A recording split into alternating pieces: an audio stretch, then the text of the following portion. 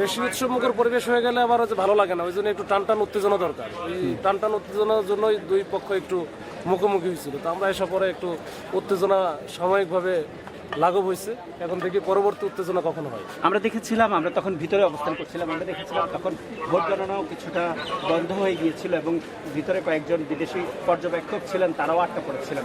মূলত কোন বিষয়টাকে কেন্দ্র করে এই দুই পক্ষ মুখোমুখি হয়েছিল? এটা আমার মনে হয় একেবারে মিসআন্ডারস্ট্যান্ডিং।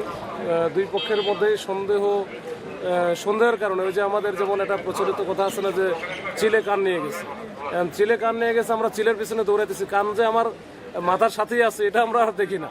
তো এটা একটু পরে বুঝছে যে কান তো আমার সাথেই আছে। কিন্তু স্পষ্ট কথাটা শুনতে চাই যে অভিযোগটা কি ছিল, কোন অভিযোগে? অভিযোগটা ছিল যে কেউ একজন ব্যাগ নিয়ে ভিতরে ঢুকছে। দেখতে কেমন লাগছে?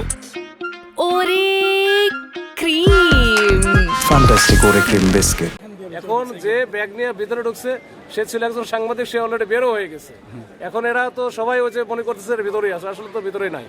ওখানে তো ভিতরে যারা আছে তারা এই প্রক্রিয়ার সাথে জড়িত, প্রিজাইডিং অফিসার, তার সাথে অন্যান্য সহকারী যারা আছে, পুলিশে এবং আনসারে যারা আছে তারাই আছে, এর বাইরে কেউ নাই। আচ্ছা, ব্যাগে কি কিছু পাওয়া গেছে কিনা সেটা দেখা হয়েছে কিনা? হ্যাঁ, যখন বের হয়েছে তখন আবার দেখা হয়েছে ব্যাগে কিছু নেই। এই যে আপনাদের যেমন ব্যাগ আছে না, ওই যে ওনার ব্যাগ আছে। ওকে, এখন ব্যাগের ভিতরে তো ভোট চুরি করতে গেলে তো আর হচ্ছে বড় বড় চাকু লাগে না।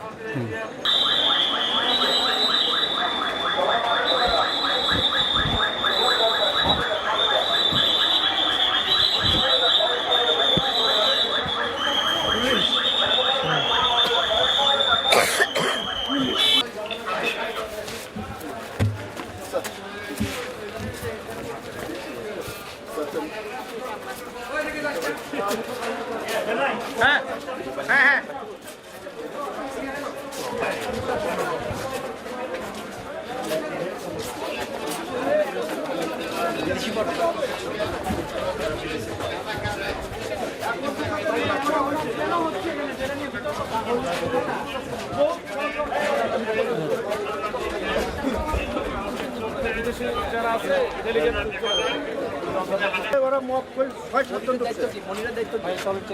এখন কেউ নাই, এখন কেউ নাই ওইখানে, আমরা ভিতরে কথা বলছি, এখন কেউ নাই। এটা যদি কেউ ঢুকেও থাকে আর ওইখানে ভিতরে যাওয়ার সুযোগও নাই। আর এখানে তদারকি করার দায়িত্ব কি পুলিশের নাকি কোনো ছাত্রদল বা কোনো সংগঠনের? তারা কিভাবে গেট থেকে ফেলে ফেলে এদিকে আসুন, এদিকে আসুন।